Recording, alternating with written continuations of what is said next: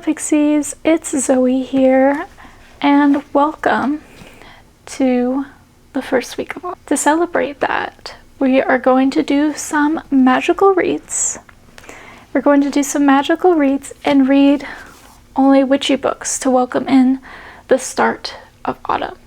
While I do love a good fairy book, if that wasn't obvious based on the channel name, I also love a good witchy vibe. And so we have 2 books on the docket to read within the next few days. One of them I've already started. I'll tell you that in a minute. But first up, we have Hedge Witch by Skye McKenna, and this is a witchy middle grade book. This is the one that I started. And we also have The Faithless Hawk by Margaret Owen. Yeah, Owen, not Owens. And this is a YA witchy fantasy, and it's more of like a high fantasy, while this is more of a magic set in the real world, different world. And they're both kind of witchy, so this is what we've got going for our little tiny TBR right now. If this book looks familiar, it's because I did talk about it in my summer TBR, which if you still want to check out, it was a really fun video. This book follows Cassie, and Cassie has lived in a boarding school for the past 7 years since her mother has basically disappeared. But now she has found that she has family off in this little town, which is very known for its witchy energy, and also the hedge that protects the mortal world from the fairy world. If you go all the way through the hedge, you'll be in the fairy world, but these aren't the fairies of like high fae or like cutesy Disney fairies. These are more the traditional trickster fairies, and I absolutely love the vibe. I'm on page 202 and I'm really enjoying it so far. It's obviously a middle grade. I wouldn't even compare it to, like, there's like different categories of middle grade, and I would put this maybe a bit on the younger side, but it's really cute and I'm having a good time reading it. And like, I'm loving the witchy energy, even though it's set during the summer, basically the spring summer. So it would have been better then, but I'm reading now and it is nice and witchy, but it does have a bit of fairy lore in it, which I am also loving. And if you're like, what's going on with how this book looks, my cat got to it. And the thing is, this book isn't even mine, it's my mom's. But she already knows. Sorry, Mom.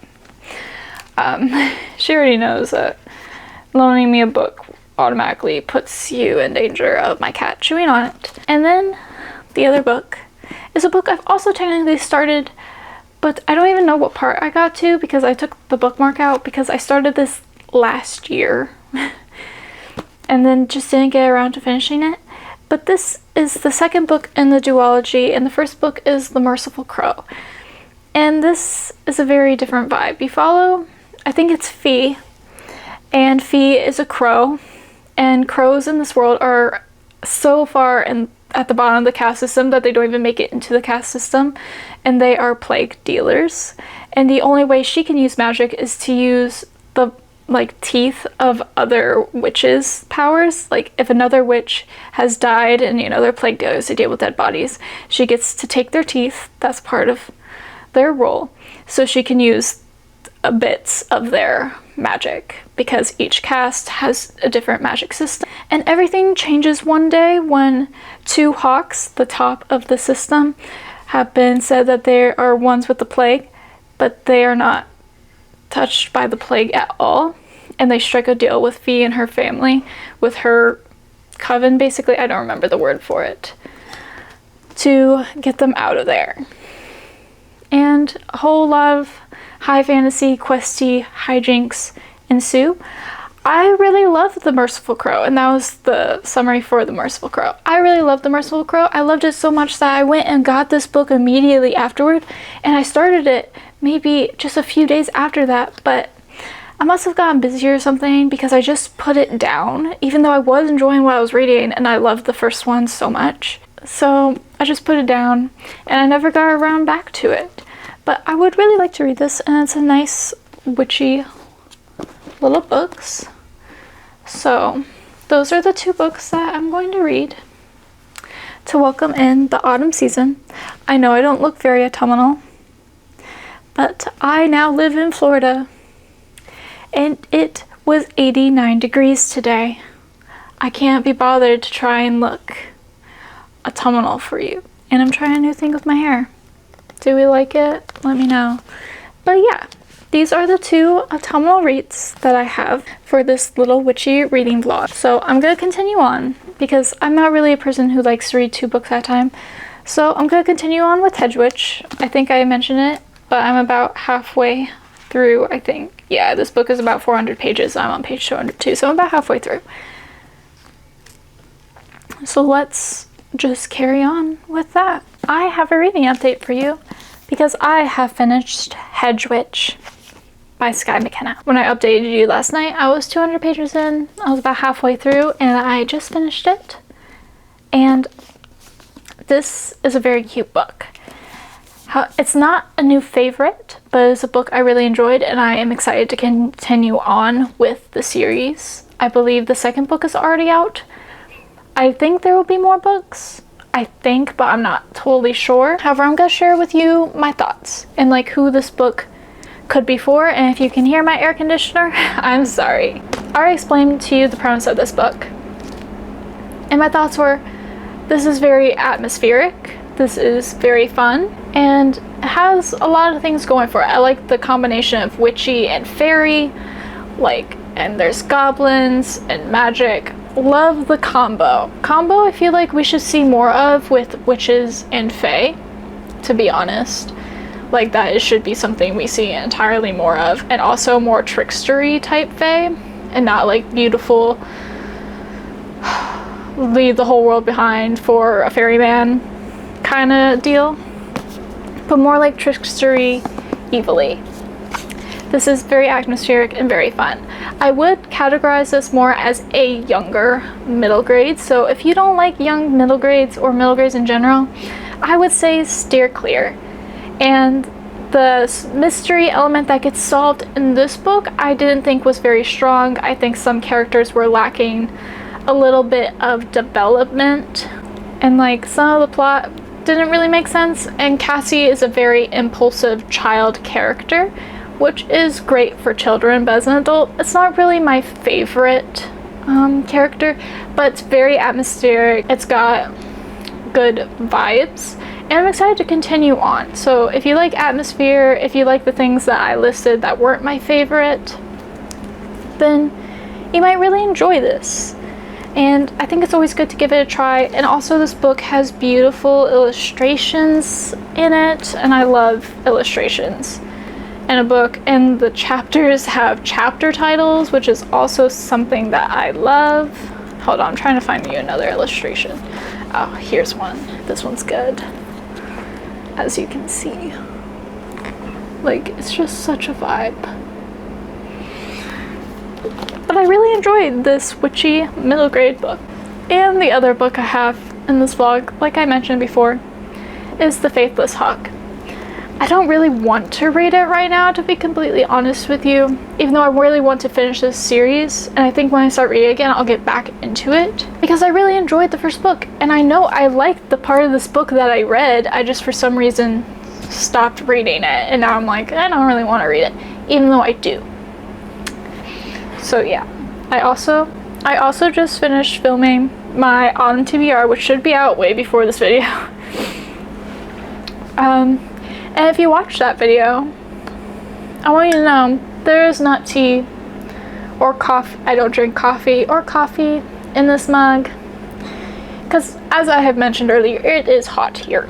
It's warm. There's juice in this cup. So if you haven't watched that on TBR, or if you have but want to go back, if you go comment below that one, there's juice in that cup, I'll know you've watched this video, and that could be funny for people being like, what are they talking about? It's strawberry limeade specifically. I need to edit that autumn TBR. I need to start reading The Faithless Hawk. Also, my cat's here. She's completely and utterly adorable. But that's kind of it I have for the update. Hello again.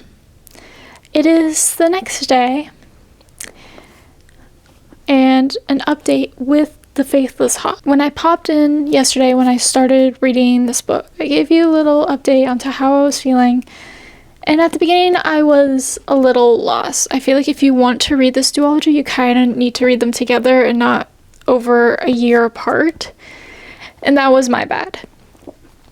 But then I really got into the story, and like I remembered the main events, but this world is so jam-packed with detail that I did end up looking a couple things up just by basically reading other people's reviews of The Merciful Crow, especially when it came to the caste system, because it doesn't have the little cheat on the inside of this one, which bird belongs to which caste and what it can do and all that stuff, and a few things with the witches I had forgotten. However, I did something that I wasn't expecting to do, and that was I stayed up until 3 a.m. to finish this book. I kept doing the one more page, not even one more chapter, one more page thing for about 200 pages. I just couldn't put it down. This world, and I think I mentioned it before, but this is the best use of a caste system in a fantasy book that I have ever seen or read, for the matter, like read or seen for the matter. And if you're like, how so? Because it's actually integral to the story. Without the caste system, this wouldn't be a plot. If the crows, the people at the bottom, were not treated this badly, this book would have nothing to stand on. All of these things work its way back to the caste system and the convent and the sinner's plague, which are completely integral to the story. It's what makes the story. If there wasn't a caste system, this book would make basically no sense. It would just be like a weird book, but it was absolutely amazing. I loved the lore. I loved the mythology that was invented. Oh my god, the air conditioner literally just turned off and it's already turning back on. Like, I literally just turned on the camera to film this, and I've been talking for like 3 minutes and already the air conditioner's turning back on. Whatever, you're going to listen to it. Because if I go and turn it off now, it's going to run until the cycle's over. It doesn't turn off straight away, which is annoying. But whatever. But the amount of craftsmanship and detail and the amount of planning that would have to gone into this book was absolutely amazing. And I've never heard a single other I haven't heard anyone else ever talk about either one of these books at all. I know there's a little bit more hype around the trilogy she's currently writing, and the first book of that is Little Thieves, the second book is Painted Devils, and I think the third book that's going to come out relatively soon is Holy Terrors. I know that series has a bigger following, but I have never heard of anyone mention the Merciful Crow duology, and it was absolutely amazing because I loved the first book when I read it last year. I loved it so much I went and bought this one not long after so I can continue, but then, like I said before, I just ended up putting it down for some reason. And like, I shouldn't have, because it was absolutely amazing. I feel like Margaret Owen is going to become a new favorite author of mine. I'm absolutely enthralled. If you like a YA fantasy, and if you like a fantasy with like a lot of world building and a detailed plot, and like if you like romance but more as in a subplot than a romantasy, I would definitely recommend this book. This book isn't for people who absolutely hate a chosen one type of theme, or someone who doesn't really like a lot of lore buildup that's explained quite heavily. I wouldn't recommend this book for people who don't really like YA fantasy, who don't like a lot of world building, and who don't really, I don't know. If you don't think you're gonna like this, you probably won't, but if you want to give it a shot, give it a shot. I don't know what I'm saying. I feel like people are sleeping on this duology is all I'm saying. If you like YA fantasy and you like the things that I listed, you really need to give it a go. Sure, it's older at this point, but like, who cares? They're books to read. It doesn't matter how new they are. And I would definitely recommend this duology. But if you're gonna read it, you gotta read them together, or else you're gonna be like, girl, I am so lost at that beginning chunk that I read yesterday. Especially if you read them quite far apart and you also read a lot, like I do. I've read a lot of books in between The Merciful Crow and The Faithless Hawk. Wouldn't recommend that. Not one bit. And technically, I read the 2 books that I had planned for this vlog. I read Hedge Witch, which I already gave my full thoughts on, and I read The Faithless Hawk, and it was just supposed to be this cute, breezy, witchy reading vlog to celebrate the start of autumn. But I don't really feel like I'm done with this vlog, to be honest, because I feel like it's rather short. I'm not quite done. I don't really have other witchy books to read right now that are easily accessible. However, there's a little thing, and that is tomorrow comes out one of my most anticipated releases of the year, and I'm going out to get it tomorrow because it's that important to me, and that is Percy Jackson and the Wrath of the Triple Goddess. So I was thinking, hey, that's a witchy book. The Triple Goddess is Hecate, goddess of magic. She's kind of a witchy type of vibe. Not exactly a witch, more of a fall book. I think it will still fit the magical vibe. I still think it will fit the witchy vibe, even though it's not technically witches. But I think it will divide this up nicely. So we'll have like 2 middle grades, one that's like more of a traditional witchy middle grade, and one that has witchy elements, and then this high fantasy YA witch book. And I was thinking that could be fun because I know I'm gonna read Percy Jackson and the Wrath of the Triple Goddess tomorrow. Like, I'm probably going to get it tomorrow and read it tomorrow, like in its entirety, because I'm maybe the day after I'll finish it, who knows. And also maybe do like a fun little thing here and there. So I'm gonna bake tonight, gonna go get a book tomorrow, gonna read the book, and maybe do something else that's a little bit fun, because the Barnes & Noble is by a mall in the area that I now live in, and I haven't been inside of that, so like maybe that could be fun. There's also like a little dessert place that I want to try that's not too far away, because it's not even really the place. I want to try this specific item I've been thinking about for years, but there was a trend a few years ago, like on social media, of souffle pancakes, which are a Japanese style pancake. They're really thick and fluffy. They're like short around, but they're like thick and fluffy and like kind of like jiggly, and I've always wanted to try them, but I'm not a very skilled baker. Not all the thing I'm baking tonight is supposed to be like a really easy recipe. I'm still afraid I'm going to mess it up, and I've never been in an area where anyone has sold them. Trust me, I have looked. Also, bubble waffles, another thing on my list that I would like to try. But I found a place nearby to our new place of living that makes souffle pancakes, so maybe tomorrow we'll do souffle pancakes, book shopping, book reading, exploring. I don't know, it could be fun. But yeah, that's my little update for you for the reading vlog. I thought it would just be the 2 books, but now we're doing 3 apparently. What I'm going to do now is actually update my reading journal, because I haven't really done anything for September yet. Like, I've read 3 books in September so far, even though it's pretty late in September, let's be real. It's been a busy time for me, but I haven't updated at all. And technically, I'm not writing the first book down that I read, because it is a reread book for me, and that was The Magician's Daughter. And usually I would write it again, but I did read it last year. It's literally in the same journal. I read it last July. It's in the same journal, so I'm not gonna redo it again for this one, especially since I'm starting to run out of space, and I'm afraid of running out of pages before the end of the year, especially with as much reading as I'm planning to do. So I'm gonna just do this page as Hedge Witch and the Faithless Hawk for it. Probably not gonna do a lot of stickers, probably just add washi tape at a different time. But I'm gonna update my reading journal. I'm gonna do some stuff around the apartment. I guess I'll catch you later. Hopefully I do the things I set out to do tomorrow, but we'll see if it happens. I got it. As you can, well, I don't really know how good of a clip I got of our day out. I'm still not really keen on filming in public, so there's probably not really a lot of clips, but I did go out and get Percy Jackson and the Olympians, The Wrath of the Triple Goddess the day it came out. I got the Barnes & Noble edition, which has a horrible sticker on it. Why couldn't they make this sticker more satisfying to peel off?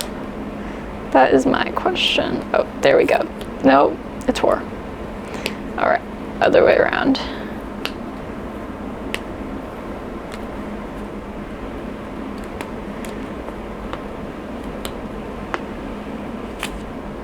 And now there's a sticky circle, but it already is looking better. But I got the Barnes & Noble edition, which means it's the one with the bright orange edges. I didn't know it was going to be like this until I saw it. And I could not be more happy to have one with bright edges. And then also the cover is green. I always wish with the Percy Jackson books that they did like cover art on the actual book, not just the sleeve. And usually that doesn't really matter to me, but these books make a lot of money, so I feel like they could afford it. But look at the inside. It's so cool. Like, I love the artwork. I love that extra little touch. And there's more stuff in the back. Like, I love stuff like that. So that was very exciting to me. I went and got it the day it released, but I haven't read it yet. But today I'm going to read this because I didn't want to read it and finish it the day it came out, because I know who I am. Who I am is I'm a person who reads a book all in one go, and I didn't want to like, you know, wait to like, I had this one and I still haven't read The Sun and the Star. I'm planning on reading it relatively soon, but I haven't read it yet. And The Sun and the Star, and like after that I will have no new Percy Jackson books to read, or like Percy Jackson universe books I should say, to read until next year. And that makes me a little sad, unless I hold off longer on The Sun and the Star. But I kind of doubt. Why are my bangs being insane? They need a trim, so they keep drying weird. It looks better. Anyways, I'm so excited to have this. I am going to read it today. I am also slightly experiencing a hurricane. It is hurricane, is it Helen? It's got an E on the end, so is it Helen or Helen? Whatever. It's the major hurricane. We're getting some of the bands of it. It's not heading directly towards us. We're not in the path, but we're definitely going to getting some of it, which isn't great. But I'm trying to be a little optimistic. There is a tree directly outside this window here in my bedroom. Does that make me a little nervous? Yes. But it seems like a pretty strong tree, so we're gonna hope for the best. We're gonna hope for the best. Knock on wood. Anyways, but our day out was so fun. I did try the souffle pancakes. Hopefully I could put in the little tiny clip that I got. They were well worth the wait. I loved them. Pancakes are my favorite food. But these pancakes, they're Japanese style souffle pancake, and they don't taste anything like American pancakes. The souffle style, they're really fluffy, and souffle also means there's eggs in it, and that's what gives it that fluffy texture. So they were slightly eggy in taste, but I wouldn't call them savory, and they also weren't very sweet at the same time. But then they had like toppings and stuff which brought in the sweetness, and if the pancakes were also sweet, then it would have just been way too much sugar for me. In my opinion, I can only handle so much. So that was really fun. Had a fun little day. Went and got pancakes. Went and got Percy Jackson, The Wrath of the Triple Goddess. I also saw The 13th Child there. I didn't realize it was releasing the same day, but I only had the budget for one book, and this was obviously the important one. So yeah, I will read The 13th Child eventually, but I'm gonna read this book, and I'm gonna keep an eye on the weather, and hopefully everything's okay. Hello again. It's the next day, and the weather where I was at was basically completely fine. Had a little bit of wind, but nothing crazy. Had a little bit of rain, but honestly less rain than just like a regular thunderstorm in the south, so I'm totally fine. So don't worry. I know I was a little bit concerned about the hurricane, but I shouldn't have been as concerned because of the spot that I'm in. And I'm very lucky, and I hope if you experienced this hurricane that you were all right, and that you and the things that are important to you are safe. But yesterday I got about 2/3 of the way through. This book's about 300 pages long, and I'm around page 200. And I literally stopped myself from continuing to read this last night because I didn't want to read it all in one go and have it be over too fast. And also so I could bring you a little update instead of just being like, I finished a book like I usually do. Percy Jackson the Olympians, Wrath of the Triple Goddess. I gotta say, I am loving what is happening so far. So, if you don't know, Percy Jackson and the Olympians is my favorite series ever. I absolutely adore it. Heroes of Olympus is good. Trials of Apollo are good. Other ones, they're good, but Percy Jackson and the Olympians just have a really special place in my heart. However, I read Percy Jackson and the Chalice of the Gods for the first time earlier this year, and I gotta say, was it to the standard of the original series? No. Did I still have a lot of fun? Yes. Do I enjoy being in Percy's perspective again? 100% yes.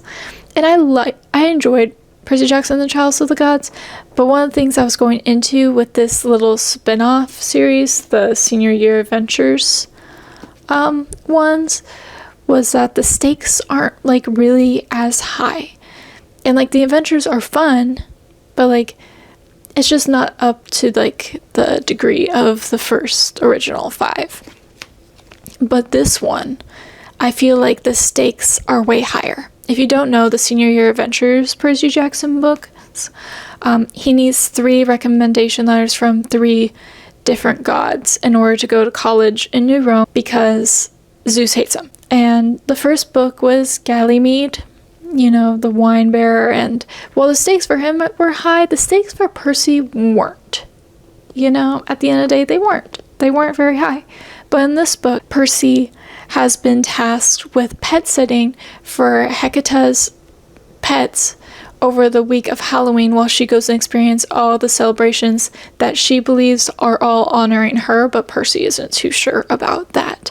And so he is pet sitting Hecuba and Gale, Hecuba who was the last queen of Troy, and then who Hecate turned into a hellhound, and Gale, who was once a witch that Hecate turned into a polecat, and also some eels that she has in a tank upstairs. He's also taking care of those. Annabeth and Grover are also allowed to join in on this pet sitting adventure where they are pet sitting in her mansion in New York because obviously the goddess of witchcraft and magic and the mist has a mansion at a really popular spot in New York, obviously. So it's where all the billionaires are. I don't remember the park name off the top of my head. I've never been to New York, but that's hardly important. But then things start going wrong. I would say that this is honestly really high stakes because of everything that is going wrong, because you don't want to get on the wrong side of the triple goddess, which is why it's called the Wrath of the Triple Goddess. So I'm really, really enjoying this. And I would say there is some slight body horror in this one a few times.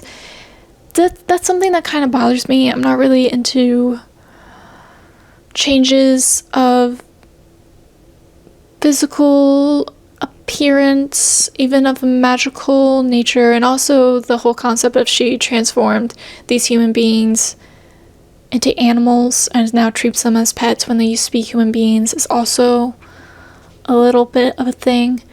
If body horror upsets you, I wouldn't say it's body horror in a gory or an older audience kind of way, but think of A Bad Case of Stripes, or there was this one book series that I started reading as a kid. I literally had to stop reading because the main character started turning into an insect, and I can't handle that.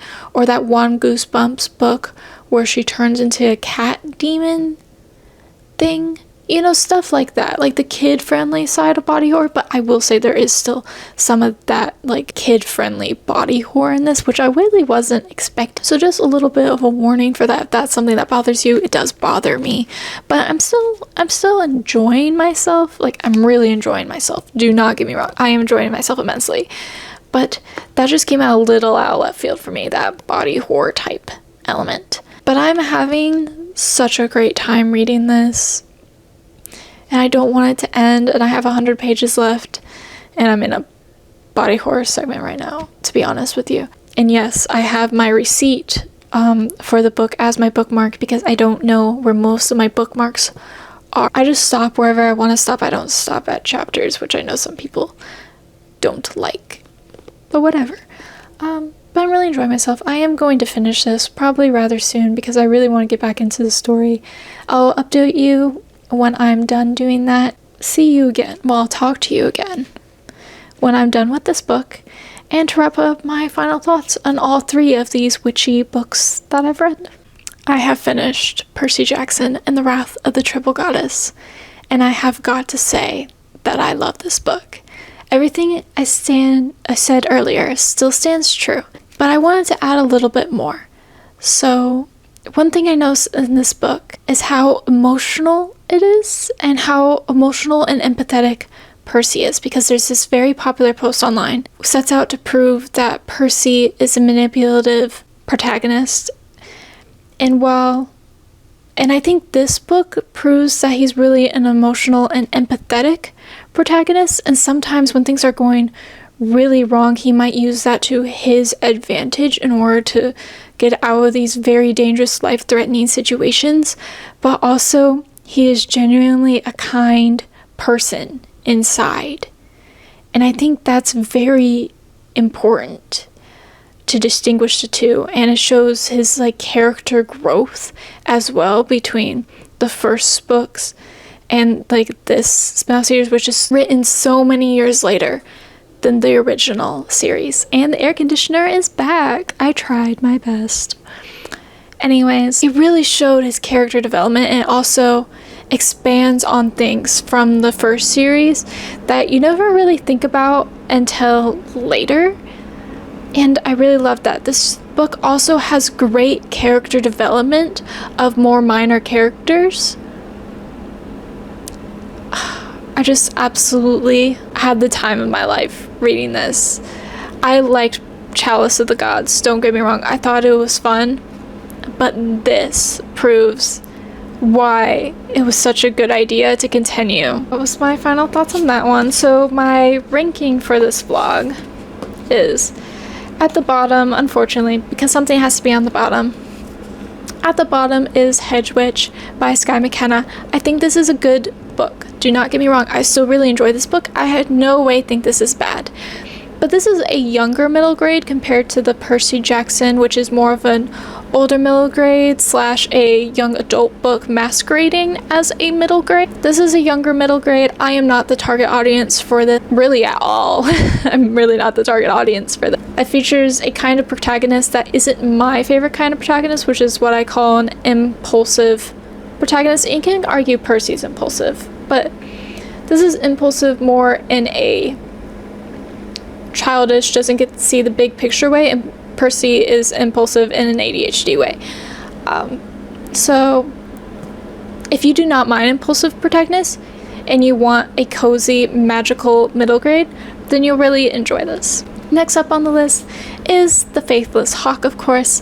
I really enjoyed myself with this one. This world is so good. I don't know why no one talks about this duology. I've literally never seen anyone talk about it before. This duology is so good, and this is such a good wrap up to the Merciful. So if reading this, and my thoughts on the series as a whole has taught you anything, is that you should go read this if this seems like the kind of thing that you would enjoy. If you like a young adult fantasy with very intricate world building, you are going to love this book. And of course, my favorite book of this reading vlog was Percy Jackson and the Olympians, The Wrath of the Triple Goddess. You just heard my whole spiel on this. I thought this was absolutely fantastic, and I had such a fun time reading this. I wish it wasn't over, but at the same time, I'm so glad that I read this. And those were my witchy books to celebrate the beginning of autumn. I'm glad that I did this. I know I had a lot more planned. I was planning on doing a whole week of witchy reads. I was going to do reading vlogs, I was going to do other things, but unfortunately it just didn't work out this year. But hopefully next year that is what I'll be able to do. If you enjoyed this video, make sure to press the like button, leave a comment down below saying any witchy books that you've read recently, or if you've read these books, let me know what you've thought about them, or even recommend me some witchy books that you think I should read, and maybe I'll check them out. That's all I got for today, so I guess I'm signing off now. Okay, bye.